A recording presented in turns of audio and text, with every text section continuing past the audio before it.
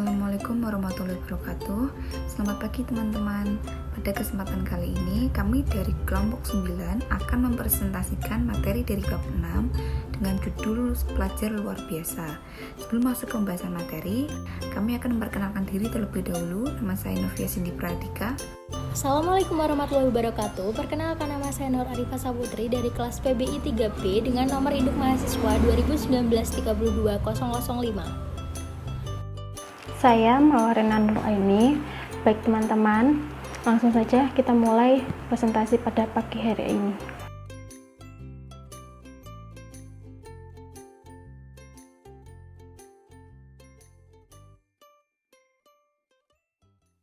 Anak-anak dengan cacat.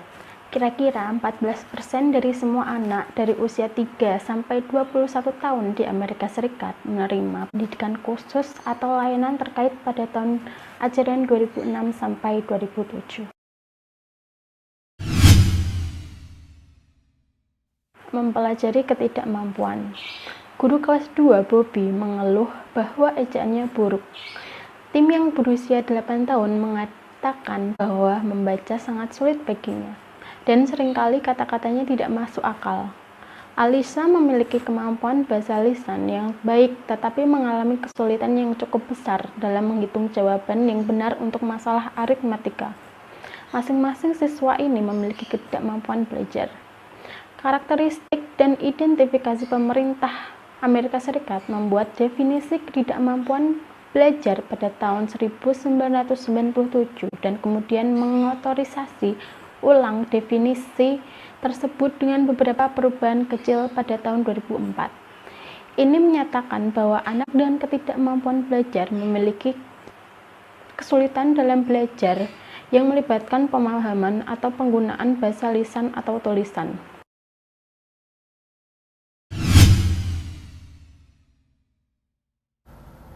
Kesulitan membaca, menulis, dan matematika bidang akademik paling umum di mana anak tunagrita mengalami masalah membaca, menulis, dan matematika. Yang pertama yaitu adalah disleksia, yaitu kemampuan belajar yang paling umum adalah disleksia, gangguan parah dalam kemampuan membaca dan mengeja. Sekitar 80% anak dengan ketidakmampuan belajar menderita disleksia. Yang kedua ada disgrafia, yaitu kemampuan belajar yang melibatkan kesulitan dalam menulis tangan adalah disgrafia. Anak-anak dengan disgrafia mungkin menulis sangat lambat, produk tulisan mereka mungkin hampir tidak terbaca, dan mereka mungkin membuat banyak kesalahan ejaan karena ketidakmampuan mereka untuk mencocokkan suara dan huruf. Penyebab intervensi pasti dari ketidakmampuan belajar. Ketidakmampuan belajar cenderung terjadi dalam keluarga dengan satu orang tua yang berpengaruh. Meskipun transmisi genetik khusus dari ketidakmampuan belajar tidak diketahui. Juga, beberapa ketidakmampuan belajar kemungkinan besar disebabkan oleh masalah selama perkembangan atau persalinan prenatal. Sebagai contoh, sejumlah penelitian telah menemukan bahwa ketidakmampuan belajar lebih umum terjadi pada bayi berat lahir rendah. Selanjutnya adalah tanggapan beberapa guru bekerja dengan siswa yang bertidakmampuan belajar. Pada anak usia dini, untuk mengakomodasi anak-anak dengan ketidakmampuan belajar, kami meminta mereka duduk dekat dengan guru selama waktu kerja di meja belajar.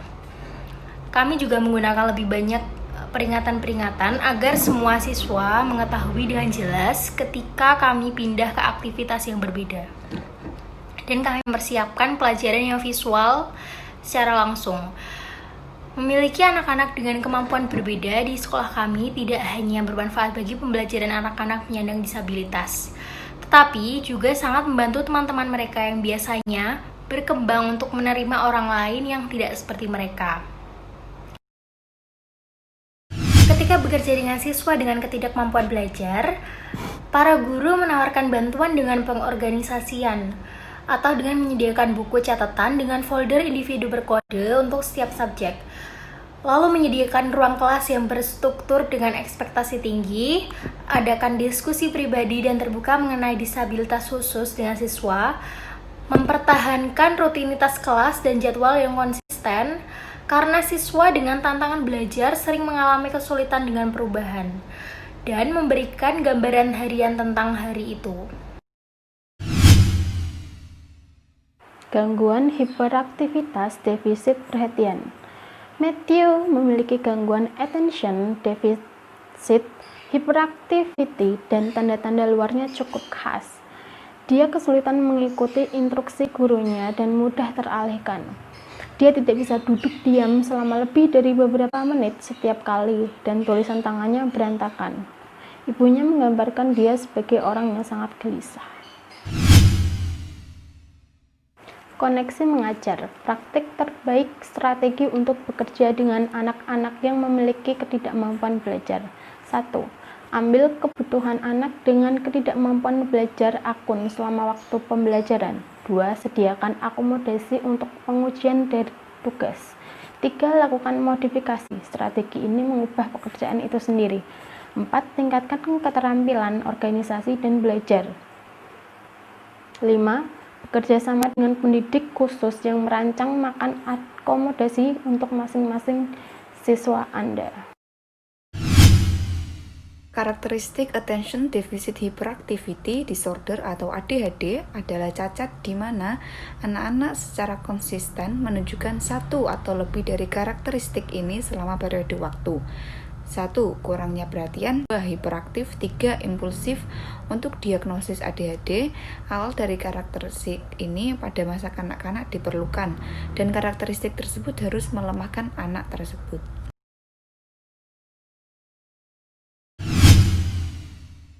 Diagnosis dan status perkembangan. Jumlah anak yang didiagnosis dan dirawat karena ADHD telah meningkat secara substansial. Beberapa perkiraan meningkat 2 kali lipat pada tahun 1990-an.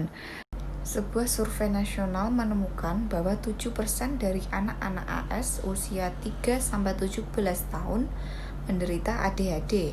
Gangguan tersebut terjadi sebanyak 4-9 kali lebih banyak pada anak laki-laki dibanding pada anak perempuan. Yang lain prihatin bahwa banyak anak yang didiagnosis tanpa menjalani evaluasi profesional yang ekstensif berdasarkan masukan dari berbagai sumber. Berbeda dengan ketidakmampuan belajar, ADHD tidak seharusnya didiagnosis oleh tim sekolah karena ADHD merupakan kelainan yang muncul dalam klasifikasi gangguan kejiwaan dengan kriteria diagnosis tertentu. Selanjutnya adalah penyebab dan pengobatan. Menurut Farroron dan Meek pada tahun 2010 dan Stolzer 2009, penyebab pasti ADHD belum ditemukan, namun sejumlah penyebab telah diajukan. Dan menurut Durston pada tahun 2010 bersama Tripp dan Weekends pada tahun 2009, beberapa anak mungkin mewarisi kecenderungan untuk mengembangkan ADHD dari orang tua mereka. Anak-anak lain kemungkinan mengembangkan ADHD karena kerusakan pada otak mereka selama perkembangan prenatal dan pasca natal. Obat perangsang seperti Ritalin dan Adderall efektif dalam meningkatkan perhatian banyak anak dengan ADHD. Tetapi biasanya tidak meningkatkan perhatian mereka pada tingkat yang sama dengan anak-anak yang tidak memiliki ADHD. Sebuah meta-analisis baru-baru ini menyimpulkan bahwa perawatan manajemen perilaku efektif dalam mengurangi efek ADHD. Kritikus berpendapat bahwa banyak dokter terlalu cepat meresepkan stimulan untuk anak-anak dengan bentuk ADHD yang lebih ringan. Selain itu, pada tahun 2006 pemerintah Amerika Serikat mengeluarkan peringatan tentang resiko kardiovaskular dari pengobatan stimulan untuk mengobati ADHD. Selain itu, pada tahun 2006 pemerintah Amerika Serikat mengeluarkan peringatan tentang resiko kardiovaskular dari pengobatan stimulan untuk mengobati ADHD. Strategi bekerja dengan anak-anak penyandang ADHD. 1. Pantau apakah pengobatan stimulan anak. 2. Ulangi dan sederhanakan instruksi tentang di dalam kelas dan pekerjaan rumah. 3. Libatkan guru sumber pendidikan khusus. 4. Nyatakan harapan yang jelas dan segera berikan kepada anak. 5. Gunakan strategi manajemen perilaku yang terbukti dan efektif. Keterbelakangan mental. Anak-anak dengan retardasi mental semakin banyak diajar di ruang kelas biasa. Ciri paling khas dari retardasi mental adalah fungsi intelektual yang tidak memadai. Setelah tes kecerdasan dibuat, angka diberikan untuk menunjukkan seberapa ringan atau parah keterbelakangan itu. Seorang anak mungkin hanya mengalami keterbelakangan ringan dan dapat belajar di kelas biasa atau sangat terbelakang dan tidak dapat belajar dalam lingkungan itu. Keterampilan adaptif termasuk yang dibutuhkan untuk perawatan diri dan tanggung jawab sosial seperti berpakaian, buang air, makan, pengendalian diri, dan interaksi teman sebaya. Menurut definisi, keterbelakangan mental adalah kondisi dengan permulaan sebelum usia 18 tahun yang melibatkan kecerdasan rendah dan kesulitan dalam beradaptasi dengan kehidupan sehari-hari. Klasifikasi dan retardasi mental. Keterbelakangan mental diklasifikasikan sebagai ringan, sedang, dan berat atau sangat berat. Sekitar 80% siswa retardasi mental termasuk dalam kategori ringan. Di masa dewasanya, banyak yang dapat memiliki pekerjaan dan hidup sendiri dengan pengawasan yang mendukung atau dalam rumah kelompok. Orang dengan keterbelakangan mental yang lebih parah membutuhkan lebih banyak dukungan.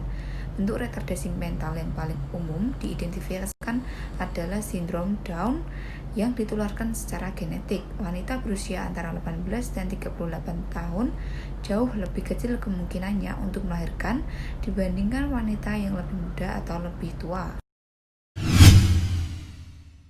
Strategi bekerja dengan anak-anak yang memiliki retardasi mental. 1. Bantulah siswa yang memiliki retardasi mental untuk berlatih. 2. Selalu ingat tingkat fungsi mental siswa. Yang ketiga, bekerja sama dengan pendidik khusus untuk mempersonalisasikan Anda. Selanjutnya yaitu kerusakan otak dan faktor lingkungan. Infeksi pada calon ibu hamil seperti rubella, sifilis, herpes, dan AIDS dapat menyebabkan retardasi pada anak.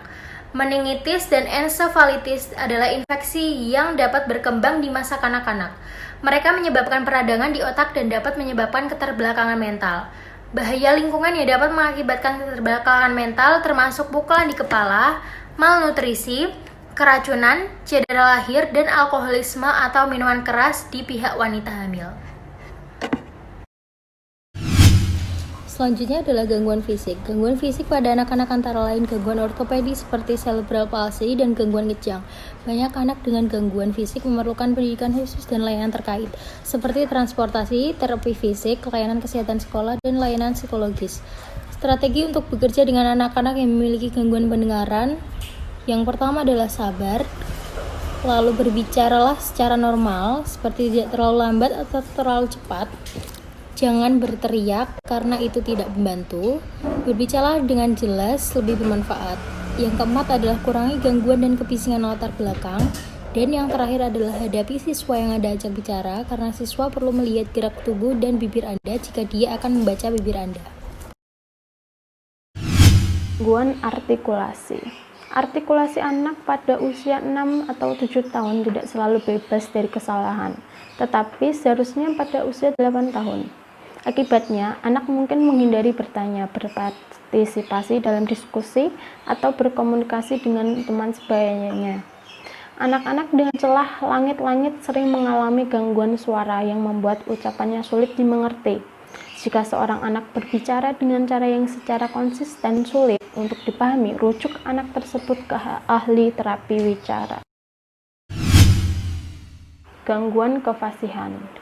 Gangguan kefasihan atau gagap, di mana ucapan anak menunjukkan keraguan spasmodik, perpanjangan, atau pengulangan disebabkan oleh gangguan kefasihan. Kecemasan yang dirasakan banyak anak karena gagap seringkali membuat gagap mereka semakin parah. Gangguan bahasa. Gangguan bahasa termasuk gangguan signifikan dalam bahasa reseptif atau ekspresif anak. Perawatan oleh terapis bahasa umumnya menghasilkan perbaikan pada anak dengan gangguan bahasa. Tetapi masalahnya gangguan bahasa tertentu atau SLI. Anak-anak dengan SLI memiliki masalah dalam memahami dan menggunakan kata-kata dalam kalimat. Salah satu indikator SLI pada anak usia 5 tahun adalah pemahaman verbal yang kurang lengkap.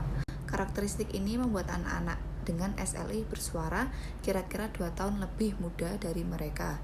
Intervensi termasuk memodelkan ucapan yang benar, mengulang ucapan anak yang salah selama percakapan, dan instruksi membaca. Orang tua mungkin juga ingin mengirim anak dengan SRI ke ahli patologi wicara atau bahasa. Selanjutnya adalah Undang-Undang Pendidikan Penyandang Disabilitas. Pada tahun 1990, Hukum Publik 94-142 diubah menjadi IDEA, diubah pada tahun 1997. Dan kemudian disahkan kembali pada tahun 2004 dan berganti nama menjadi Undang-Undang Peningkatan Pendidikan Individu dengan Disabilitas. IDEA menjabarkan mandat luas untuk pelayanan kepada semua anak penyandang disabilitas. Ini termasuk evaluasi dan penentuan kelayakan pendidikan yang sesuai dengan rencana pendidikan individual dan pendidikan di lingkungan yang paling tidak membatasi. Selanjutnya adalah strategi bekerja dengan anak-anak penyandang disabilitas. Yang pertama, laksanakan rencana pendidikan individual setiap siswa atau IEP, bekerja sama dengan pendidik khusus untuk mengetahui dan memahami kebutuhan setiap siswa penyandang disabilitas. Yang kedua, dorong sekolah Anda untuk memberikan lebih banyak dukungan dan pelatihan tentang cara mengajar siswa penyandang cacat. Dalam Through the Eyes of Teachers, Michelle Evans, seorang guru kelas 6, menjelaskan hubungannya dengan personel narasumber dan beberapa strategi yang berhasil untuk siswanya. Yang ketiga, menjadi lebih tahu tentang jenis-jenis disabilitas yang dimiliki siswa di kelas Anda. Baca jurnal pendidikan seperti Anak Luar Biasa, Mengajar Anak Luar Biasa, dan jurnal ketidakmampuan belajar untuk tetap up to date dengan informasi terbaru tentang anak-anak ini. Keempat, berhati-hatilah saat memberi label pada siswa penyandang disabilitas. Ini mudah jatuh ke perangkap menggunakan label sebagai penjelasan dari kesulitan belajar anak. Misalnya, seorang guru mungkin berkata, "Baiklah Larry, kesulitan membaca karena ia memiliki ketidakmampuan belajar." Padahal sebenarnya alasan Larry mengalami kesulitan membaca tidak diketahui dan belum diidentifikasi. 5. Ingatlah bahwa siswa penyandang disabilitas diuntukkan banyak dari strategi pengajaran yang sama yang bermanfaat bagi siswa tanpa disabilitas dan sebaliknya. Ini termasuk menjadi perhatian, menerima, dan sabar memiliki harapan positif untuk belajar, untuk membantu anak-anak dengan keterampilan sosial dan komunikasi, serta keterampilan akademis, dan menantang anak penyandang disabilitas untuk mencapai potensi penuh mereka. Yang keenam, gunakan bahasa pertama orang. Ucapkan pelajar autis, bukan siswa autis. Walaupun mungkin tampak seperti hal kecil, ada baiknya kita mengingat bahwa penyandang disabilitas adalah orang pertama. Disabilitas mereka adalah bagian dari mereka, tetapi tidak mendefinisikan mereka. Sekian presentasi dari kami. Atas perhatiannya kami ucapkan terima kasih. Wassalamualaikum warahmatullahi wabarakatuh.